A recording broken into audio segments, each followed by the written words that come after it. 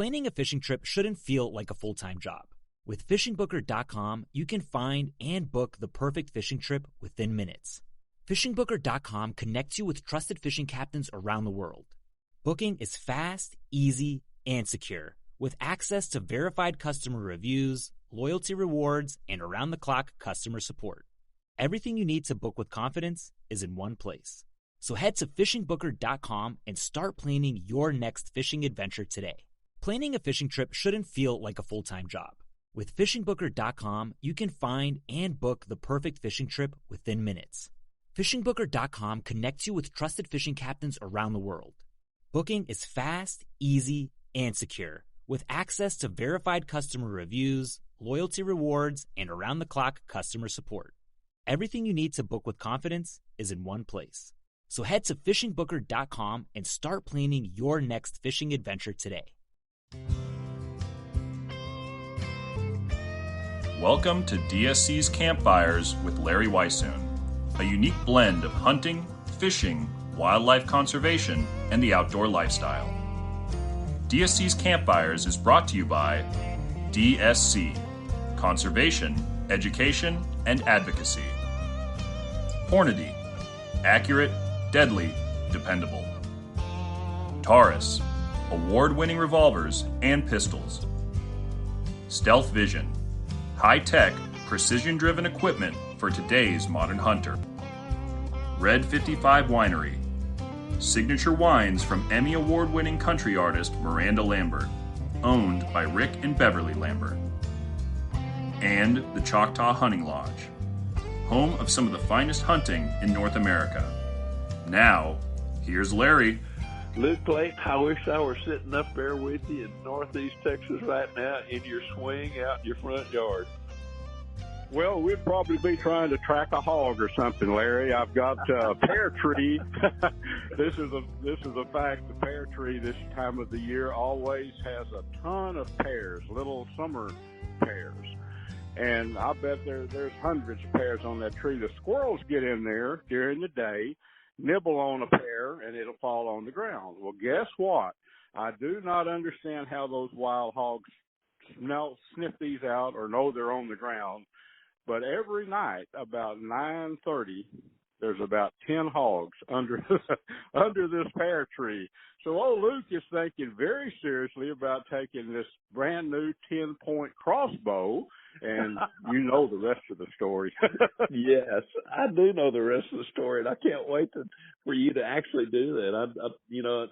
I grew up like you did. Your dad had hogs, and we did. We were actually in the hog business, but we ate a lot of pork as well too, and didn't have the wild pork back then like we do now. But I remember that we had a bunch of pear trees scattered around in our part of the country, and we'd pick pears, this time of the year. But then always there were some that didn't quite, got a little overripe and that kind of thing. And I remember taking those into the hog pen and watching those hogs eat them. And boy, you talk about smacking their lips when they got to them. So I got a feeling those wild hogs we have these days are doing the same thing.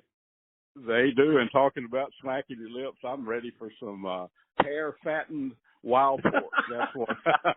That's my ultimate goal. I actually went out with a thermal monocular a couple of nights ago. I don't have a trail camera on this spot, and I'm talking about I am sitting on the front porch, and this tree is about maybe, I don't know, 45 yards from me. You know the tree I'm talking about. Oh, yeah, I know exactly what you're talking about there. Yeah, you've seen it.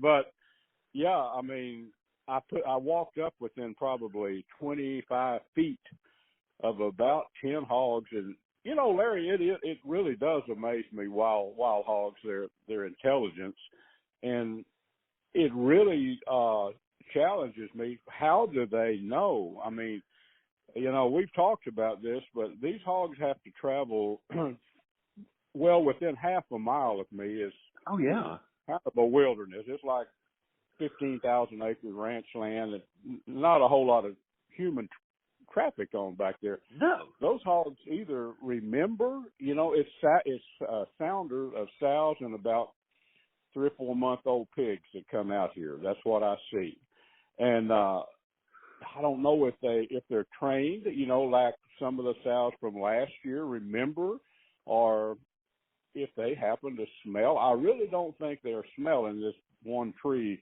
from half a mile away and coming to it. It's a question that wild hogs fascinate me. There's a lot of questions that come up that it's hard to figure out how they do what they do sometimes, you know.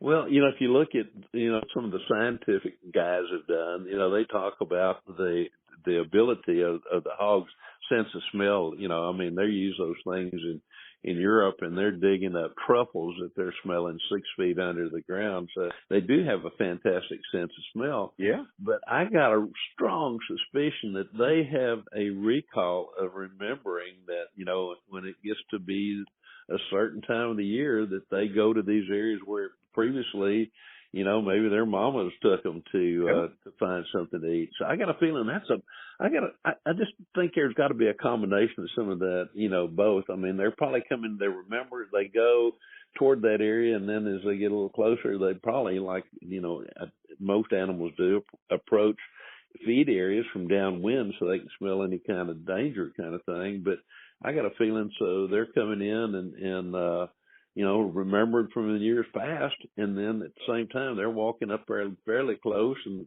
smelling those pears and going, yep, they're falling kind of thing, or the squirrels are helping us out. That's right. It's a perfect scenario there with the squirrels and the hogs. Wildlife at its best, but it's kind of comical. Most people out here have 5 acres, 10 acres, but the thing is, we're close to in Kaufman County here, we're close to, like I say, a 15,000 acre ranch, and then a 2,500 acre wetlands on the other side. And there's a lot of wildlife out here. But there's neighbors within a few hundred yards of me. And of course, these hogs are coming in I leave about a 50-yard strip of natural woods. People say, well, going to clear. I've got a dozer if you want to get me in here and clear all this. No, I like it like it is. But these hogs can stay in heavy cover down these property lines. Not just me, but neighbors have a brushed up property line. Let's put it like that. And so these hogs could stay in heavy cover all the way from the wilderness area over there. So it's very interesting though. But I do enjoy hunting them, and it's so thick I could hunt these hogs with a little 223 and safely, because I'd be shooting right into just a thicket. But no, the 10-point crossbow, that's on the hit list right there. I've used 10-point crossbow. I got introduced to them by the 10-point guys there on the Choctaw, back earlier this wintertime, and I shot a hog. First thing, I've finished off an animal or two with a crossbow in the past, but that was the first time I'd shot anything. And then right after that, outright with one, and then I shot a 3-legged fallow doe of all things as well too. And of course I've got one as well, and I'm going to try to put my use this year on some white-tailed deer, but also I'll be up at the Choctaw Hunting Lodge that for their bear season, for their archery season, that starts the 1st of October again this year. And, last year, oh my gosh, I couldn't go because I had a little bit of I was in the hospital when all that was going on, but David and Edgar Cotton went up there and shot 2 fabulous black bears. So I'm hoping they left me one. I got a feeling they did, because I talked to Dusty not long ago, and they're seeing black bear almost throughout the year right now. So that population, I think, is starting to saturate there a little bit and move farther west and south and east and north and wherever they go. And when there's not a whole lot of bear in an area, they just kind of start filling those areas up, including there in parts of northeast Texas as well too. So, but that's gonna be a fun thing. I want to talk a little bit about you. You keep mentioning hogs. You and I did a book not very long ago. You did a book previously about hunting hogs, and you and I did one together called Poor Man's Grizzly that is available through both your website and my website. But what is it that fascinates you about the hogs? What got you into it? I know that you grew up, where you had hogs when you were and your dad, had those, and y'all butchered hogs and all that kind of stuff. But where does the fascination with you come in on the wild hog thing? You know, there's a lot of reasons that I like to hunt hogs and eat them. You know, Oh yeah. I think part of it is raising. My dad, he was a poultry raiser. He raised Right. broiler chickens by the thousands, but you know, he wasn't a pork raiser like you guys were down in Southeast Texas. He would raise maybe 8 hogs a year, and I remember back in I was about, I don't know, 8 years old. I went in the livestock business, Larry. I picked up pecans. I'll never forget. That used to be a pretty big deal back in those days. Oh yeah, you could sell the pecans. I picked up pecans, and my dad took me down. Some farmers had some pigs for sale, and I bought 2 pigs. And I think I paid $6 a piece for them. You know. Oh my goodness, yes, sir. that got me. You know, so I raised those and wound up selling them and then took the money and bought me a dairy calf, 2 of them actually, and wound up getting enough money to buy me a horse when I was about 10 years old. So pigs, and then we always butchered a couple of pigs, and Dad would sell most of them. But I grew up, you know, thinking of hogs as they're a food animal, and I don't know, I like fooling with them. But there were very, very few wild hogs up in my part of Northeast Texas in Red River County. There were some. I remember a couple of encounters with wild hogs that when I was in the woods hunting squirrels mostly, you know. But as back in I'd say the 70s, that's probably when the boom, early 70s, don't you think, Larry, when hogs became so popular, wild hogs in Texas, about that time. Yeah, and toward really to me, I spent a lot of time in the 70s in doing wildlife biology work, flying a lot of country in South Texas, down in the brush country and elsewhere. And, you know, in the early 70s, the hunters that came down there, they were as interested in trying to kill a big bore hog as they were trying to kill a big white-tailed deer, a lot of, because there just were not very many hogs there. And it really started kind of in the middle 80s, I think, is when, and even late 80s is when that blossom really happened over a lot of different parts of the country, and it's just continued. And compared to the number of hogs we have now, there probably weren't a whole lot of them back then.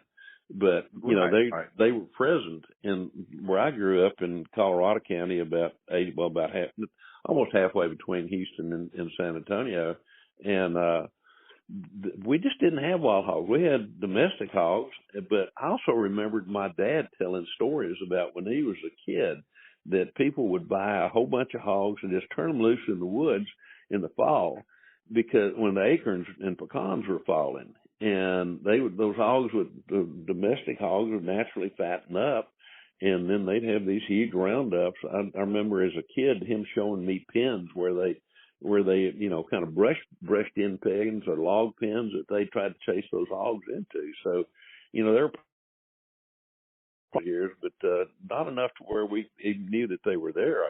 Because I remember I dreamed about hunting wild hogs. I'd read about it and hunting in Europe and gosh, at the time there was some places in Tennessee and Arkansas and all that area where they had, you know, the razorback hogs. Well, I wanted razorback hogs in our area so I could hunt them, but they weren't there at the time. Now they are. Oh, no, that's true. I remember Fur Fishing Game is a magazine I've read with my dad since I was a kid, since I learned how to read. And I would remember, it seemed like it's Crossville, Tennessee. I'm not sure. But that's exactly where it was. I think it was Crossville, Tennessee. I'd read, you know, the mountains there. I don't know. It's probably a preserve, and maybe, I don't really know. It could have been a preserve back in those days. But I'd read about that, and I think, oh my gosh, one of these days I'm going to get to go. I'm going to make it a point to hunt these wild boar.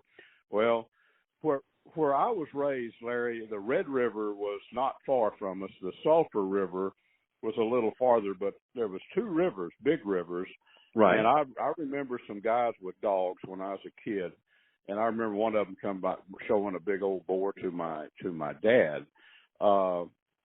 they'd run dogs on the sulphur or the red, and there were wild hogs, and I encountered wild hogs one time when I was a kid hunting squirrels in the woods, and like you say, I'm quite sure those were hogs that the farmers had probably didn't know were out, but they were wild. They reverted back to the wild ways. But back in those days, there were very few hogs.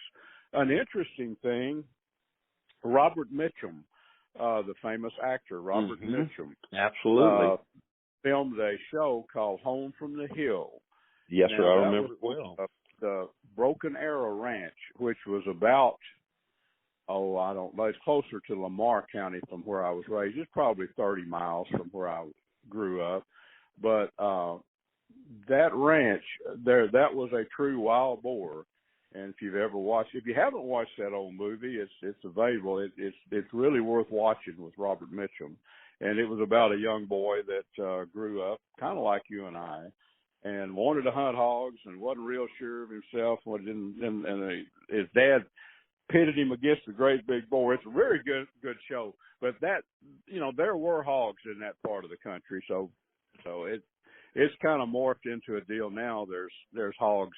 Well, here I am sitting in Kaufman County, 35 minutes from Dallas, but in a kind of close to a little wilderness area. There's hogs in the yard. So I tell you, you and I have never discussed this, but I'll tell you what I know to be a fact. That boom that happened in the 80s on wild hogs, right? And I'll put a disclaimer out there on me. I don't think I got involved with this. Back in the day, you know what I'm going to tell you. Back in the day, it was not uncommon, nor was it illegal. Not like today. You don't want to be transporting wild hogs and cutting them loose. A lot of that happened back in the early 80s especially.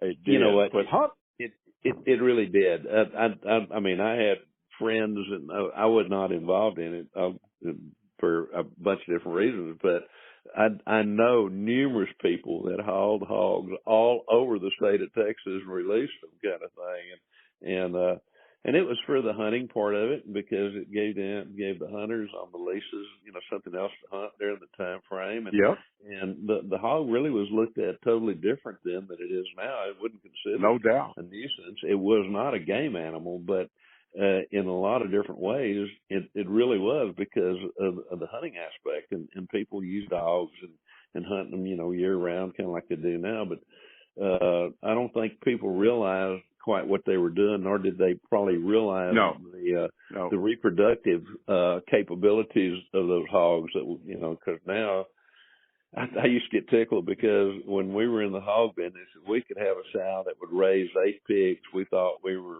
really in good shape, and we could make a little money off of that. And I got tickled with a friend of mine not too terribly long ago when we were talking about wild hogs. And he says, it's amazing. He says they'll have eight pigs at birth, and they'll raise 13 of them. And, and it really kind of seemed like that was kind of the case there for a long, long time. And I guess in some ways it kind of is in a lot of areas still today. True, Larry. Deer leases back in the 80s, and folks that were like you and I back in those days hunting will recall this. But the big question was, when they're looking for a deer lease, well, does it have hogs on it? That was a big deal. I remember, actually, I got to take over the management of the first lease that I ever really had back in about 1980 up in Jack County. Yes, I was hunting a fellow, became a great friend in construction. I was surveying back at the time and met him, and he says, you want to come up to Jack County? I've got a section of land, 640 acres. Got lots of turkey and pretty good deer hunting, no hogs. I said, yeah. So I went up and hunted with him and became part of that lease, Larry, and built a little cabin on it. And for about, 6 years or so, hunted with him. And he says, Luke, he and his wife both hunted. And he said, I want a lease where we can hunt hogs. And I said, well, maybe they'll come in here someday. So he said, I'll tell you what, there's organization called the American Sportsman Club, Luke. Oh, yeah. We're going to join that. Then we can go to South Texas and the Hill Country and hunt hogs also. So he turned that lease over to me. And now Jack County is lots and lots and lots of wild hogs. But back then, on that section, there were no wild hogs, none. But it was, it was good hunting for deer and turkey. And oh, yeah. I remember the lease fee. Some of our younger listeners will say, wait a minute, this can't be. $184 a year was what my fee was for that. Oh, my goodness. For that, we had about, I don't know, 5 or 6 guys that hunted that. But yeah, so back then, wild hogs, they were in high demand. And I still, I hunt close to the house, Larry. I've got some friends that own pretty good tracts of land right here. And right. If I want to go shoot a hog, I've got a couple of feeders going year round. And when I think I want to go get some more pork for the freezer, well, I'll put a camera out for a few days and pattern them and try to get in there where I can pretty good odds, but I still enjoy hunting them a lot. But of course, the farmers, ranchers, they want me to. I don't hunt the way a popular way to hunt hogs now is with a thermal. I use a thermal, but I use it to pick out a particular hog I want to shoot. So they want me to, kill them all, and I tell them up front I can take care of quite a few. And any big boar that I run into, I will promise you I'll shoot it. But I really, for my own use, I target hogs much smaller, 100, 125, or a big sow that may weigh 150 pounds. But those big boar, I've learned that these holes that you see out in the hay fields that are 3 foot deep, they're usually culprit. They can use those snouts and they can do some serious digging. Where the smaller hogs do a lot of damage, but not like those big ones. Exactly. I mean, they'll dig a hole that a tractor front tire will fall into, and no telling what else might happen, kind of thing. With that, but you're right, and they're amazing to me. You're talking about those big boars like that. I'm convinced if they smell something underneath a concrete slab, they can figure out a way to turn that thing upside down. They are amazing with that snout, what they can do and where they dig in. Not our country, my country that I have is kind of a hard black clay, and when it's dry, it's like concrete. But I'll go out there, my place every once in a while, there'll be a freshly dug hole by an old boar that came through, and it'll be 2 feet deep. And you go, my God, it would have taken, I'd have had to taken a pickaxe and try to chip away to where I could get into that area. Yet he turns that soil up like it's, like it's soft sand or something like that. I guess, too, when you think about it, though, they're so daggum strong with their neck and their shoulders. And then again, like we talked about earlier, they have a fantastic nose and they can smell stuff well underneath the ground, and that's what they go after. But want to get away from hog hunting for just a little bit. Well, I've been gallivanting all over North America and also in spending time over in Europe hunting roe deer. You've been in Jeff, who the three of us, and primarily through Jeff with his videography and his editing, do a show called The Sportsman's Life that's on Carbon TV and also on our YouTube channel. But you two guys, you've been doing a bunch of fishing, and the fishing has been absolutely fantastic throughout the northeastern and northern part of the state, has it not? It has for a fact, Larry. We have here lately. We've been doing a lot of fishing. We went down on the Red River below the Eisenhower Dam at Texoma a couple of weeks ago and fished with an old friend of mine, J.C. McCullough. J.C. he fishes the main lake, but he also runs airboats on a stretch of river below the dam. And we hammered the catfish. The river itself right now is low, but there's some deep holes, and by deep I'm talking about 15 foot deep, maybe that deep. Not real deep, but washouts in that river, and big ones, the size of several houses. It's not like one little hole. But those catfish during the flood, and last year there was a lot of water and a lot of fish came through the floodgates there at Texoma during the flood time. And those fish get in the river. They may go down a few streams, but then when they start releasing water there at the dam, and they do release when they generate throughout the year, summer and winter. But that current, those fish pack up in there. And what happens, they actually get trapped in we may be talking about 2 acres, but, of deeper water. And they stay in there. JC takes advantage of that with get in there and anchor down and on the edge of one of those big old areas and make long casts. And, yeah, we caught I caught one blue cat, the biggest that we got, about 40 pounds. And out of one of those, we caught a bunch of them that weigh, 2 to 10 pounds. That's perfect eater size. Yeah, my gracious. Something interesting too, Larry, that I learned, and you and I've talked about this. JC does trips on. I'm not sure if it's state land. He told me it's not wildlife management areas, but it's along the Red River above Texoma. Now, you can't, guiding is not legal. I've learned all this from JC. You can't guide, but what he does is scout and sets up stands, trail cameras, and he transports hunters by airboat to some of this. You're talking about wilderness. I've been up in that, on that river before. And you have too, up farther. I know you have, hunting.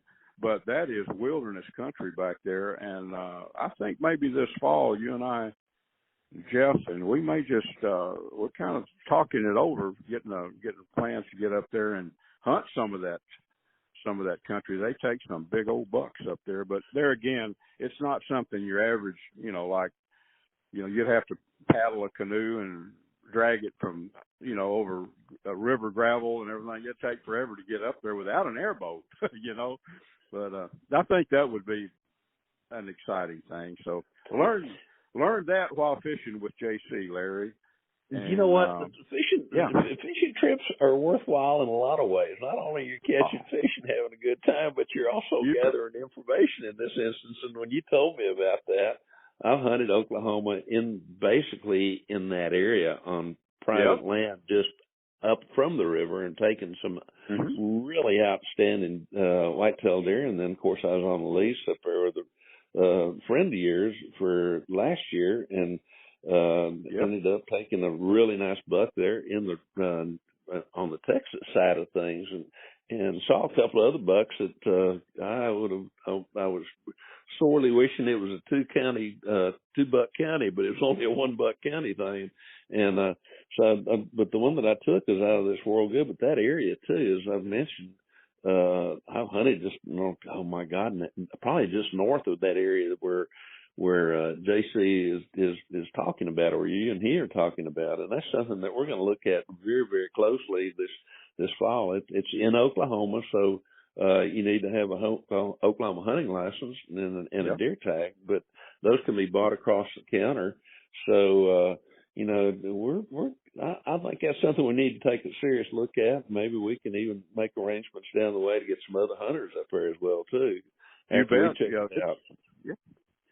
Yeah, JC's got I don't know exactly where actually he has one of these old FEMA buildings, that FEMA used to stockpile hundreds of them in different places. He's got one of those set up somewhere, and he was talking, he said, we can get out there and camp a couple of nights. He said, it's rustic, but he said, it puts us right there in the middle of some really, really good hunting. I said, rustic is good as long as we're where the deer are, So yeah, absolutely. That's the fun thing about this time of year, Larry.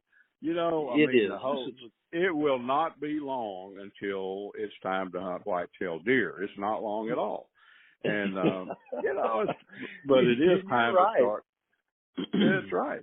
Time to start planning, isn't it? It really is. I mean, we're talking about basically, middle part of June, July, August, September, and then 1st of October, archery season, and even in some of the other states, the season opens. I've hunted in the Low Country in South Carolina where the season opens August the 15th. So, yeah, of course, we're not talking really, but a couple 3 months at the very most, where the hunting season start opening, and of course here in Texas we'll open that with MLD and archery season the first part of October, or the first few days of October, and so yeah, it's time to get seriously thinking about that. And it's a good time, as we mentioned. You've been taking hogs, so we got some wild pork, and you've been doing a bunch of fishing, so we got some great fish to eat. So I think thanks to you and Jeff, we got that larder stock pretty darn good already, and I'll try to come up with vegetables, and I'll help with the cooking. So, and then we could even take us a tent up there. I mean, it would be interesting to just, I've got a tent or two, and I think you do, and just set up a little, wherever he's got this FEMA building set up, we just get off to the side and set up our own little tents. And carry a cast iron skillet or two up there with us, or a Dutch oven, and oh my God, you talk about some good eating and some fun hunting. I'm all in. I'll tell you what, Larry, that's coming up. So yeah, we'll get up there and do some hunting. It's your listeners may not be aware, but folks, for 20 and a half years, I do a commercial radio show that's called Catfish Radio. Probably some of you listen to it. Catfish Radio, it becomes a podcast, Catfish Radio with Luke Clayton and friends. Well, Larry, we've been friends a long, long time, but for the past 20 and a half years, which is a long, long time in itself, but you've been a guest, Larry, and I sure appreciate that. We've had worlds of fun talking about stuff we do and getting excited about things we're going to do, but man, that's been fun, and I hope we can keep that going a long, long time, Look, me too. As I often say, I do the first segment of your radio show now. I've been doing so for a long, long time, and as usually when we end that thing, or you'll say something, and I mean this from the very bottom of my heart. It's the one thing I look forward to every week, is knowing that I'm going to get to spend some time with Luke Clayton talking about hunting and fishing.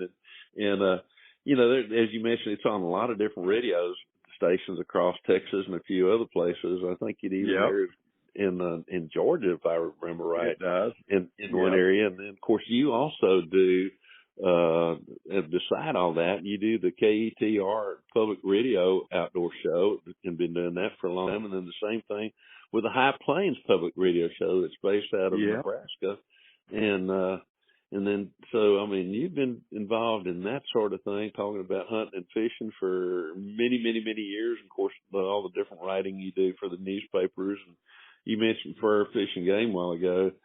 I remember that magazine for many, many years. And, of course, you've become pretty much kind of a regular contributor to that publication. So, I mean, my hat's off to you, because that's one of the old original, I think is actually now dead since the Outdoor Life and is no longer really in existence like it was, or some of those others. I think that is, and it may have been that way anyway, the longest, oldest running continually magazine about the outdoors in the USA. So, man, my hat's off to you for all the articles that you do there.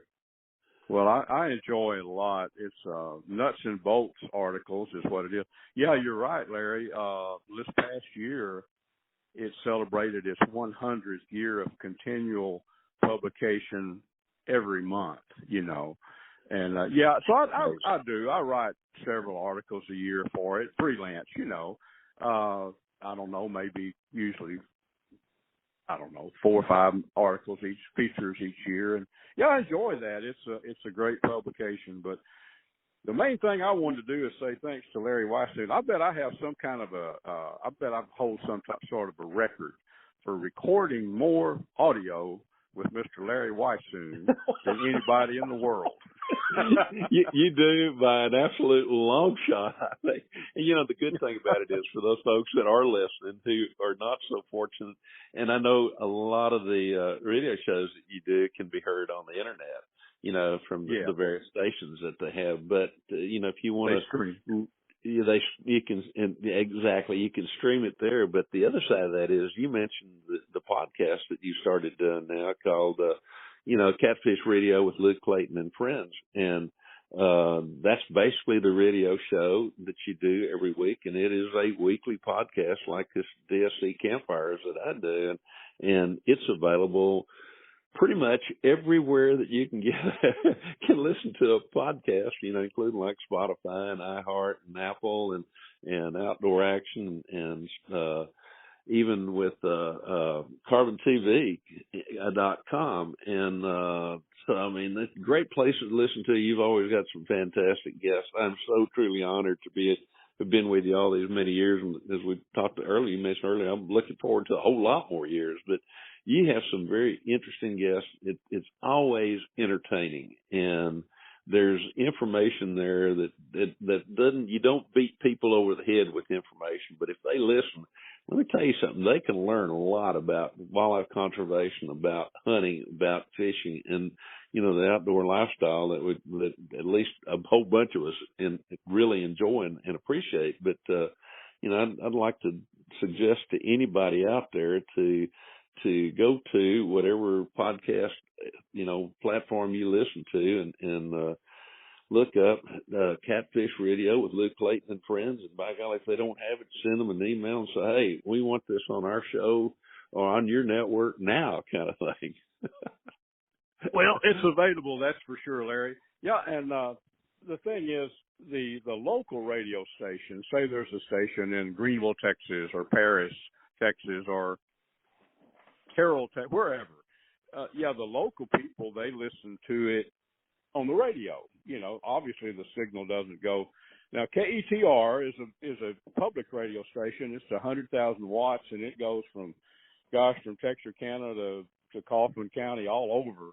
But most of them are localized. But, the podcast thing, you can, people can, from anywhere can listen to a podcast. So that kind of gives it a little bit wider net, for people to listen to it. But yeah, it used to be strictly radio, but now even people that have radio shows like that, I'm asked quite often, well, do you do a podcast, Luke? It's become the podcast has become very, very important. No doubt about that. Well, the beauty of the podcast like this one and others is you can listen to them. I listen to podcasts primarily when I'm driving somewhere. Yeah.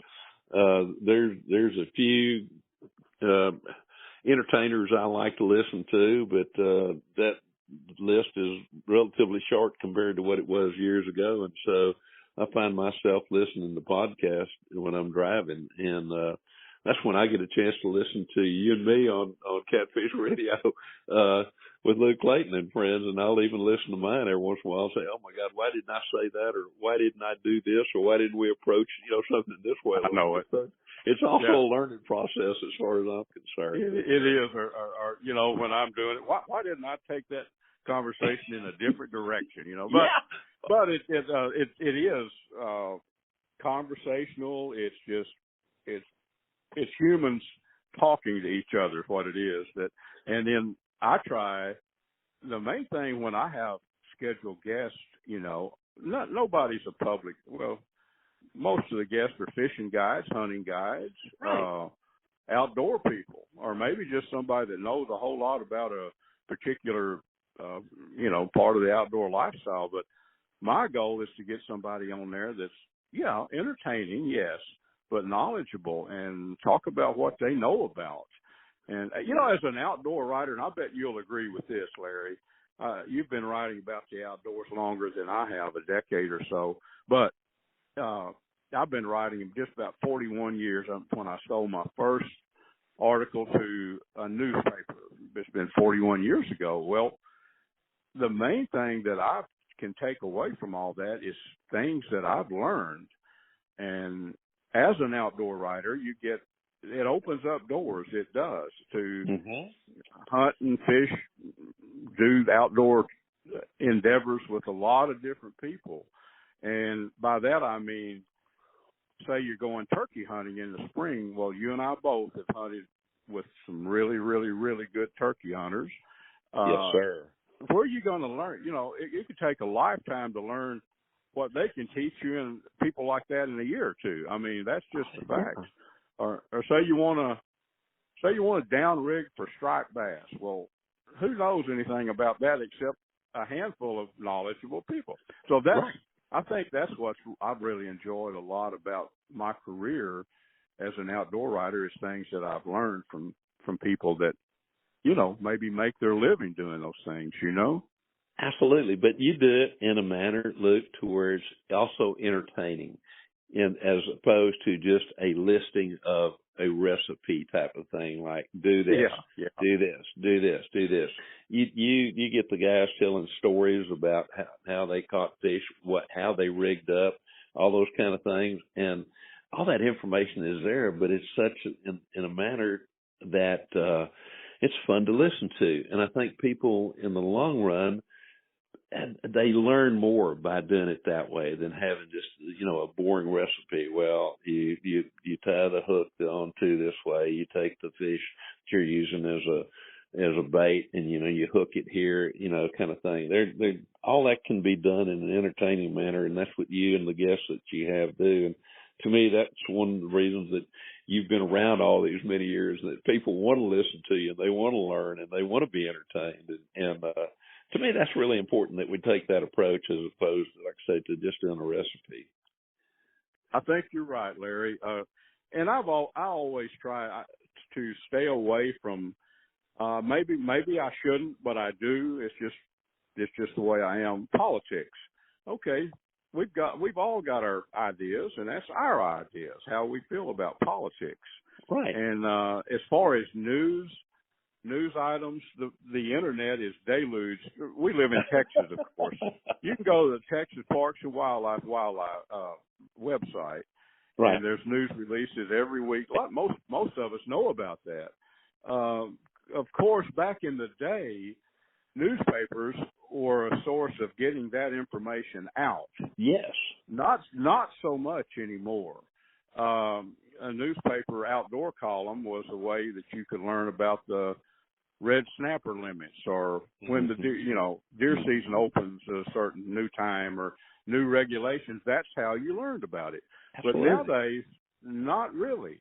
Well, I mean, the columns that I write for the newspapers, and the newspapers that run my column are a lot of small papers too, but mostly mid-size, like the Greenville Herald Banner, or the Paris News, or, you know, Cleveland Times newspaper, or the Brownwood Bulletin, those type of places. What they want is just an outdoor column nowadays. You know, human interest, more or less. Just Absolutely. How much fun is it to go catch a catfish, or time to get ready for deer season? What do you want to do? That kind of thing. So I've noticed a change in the way the newspapers, they've morphed into more entertainment than information, really, because I think of the internet, the fact that all you have to do is just get on the internet and go to some of these websites, and you can learn the news end of things, you know. Absolutely, and you can just pick out. I mean, I'll, like on regulations or stuff like that, I'll go to the game department's or wildlife department's site, and I'll click on this, and it comes up and it gives me the exact information that I need. You know, and to me that's good, but I still like telling stories. I like hearing stories, and I like learning from stories, kind of thing. And to me, that's where the newspaper columns that you do, and the radio shows you do, and the magazine articles, and even to the point of the sportsman's life stuff that we do. There's a little bit of recipe stuff there, but for the most part, you know, we're showing people what we're doing, how we're doing, and of course, I spent many years in outdoor television. And it was like, okay, I'm going to hunt this fall. Okay, it'll be next fall before it airs. It'll be the following fall before somebody gets to hunt the places that I'd hunted 2 years hence. Well, a lot of things can happen in the process of that time change. And with what we do with a sportsman's life, my gosh, I was on a roe deer hunt in 3 nations in Europe. And the following week, the week that I got home, Jeff had already posted it. So, I mean, if somebody, and the same thing, you and Jeff, you know, fishing with down below the dam there at Texoma, or the crappie fishing y'all just did a couple of days ago, that's going to be available for people to see this week or next week at the latest. And to me, that it's current. Okay, you can show them what kind of lure they were hitting, or what, how you were fishing, what depths or whatever, and talk about it while you're actually showing catching fish, or without just a talking head or a recipe type thing. And people get to see it right away. And by golly, you can go do it and use the same stuff, and it's not 2 years down the road like it used to be. So I really appreciate the fact that I get to do outdoor television with you and Jeff with a Sportsman's Life too. So all that comes back down to storytelling, campfires. You and I wrote a book together called Campfire Talk. It's a series of stories as well too. And of course that book, along with the Poor Man's Grizzly, can be gotten by going to your website, which is catfishradio.org, or my website, which is larryweissoon.net. And they can find out all kinds of other good stuff there at those websites. I know with yours they can. Yep, they can. Well, we have enjoyed many, many times, good times in the outdoors together. And one of these, I'll tell you what I think would be funny or interesting is anybody that's kicked around the outdoors as long as you and I have, lifetimes, has got some funny things that's happened. Me and the wild hog and the hog I shot and the alligators. And the alligator. Yeah, you can go on and we can go on. And of course, Larry and I, folks, have shared all these around real campfires.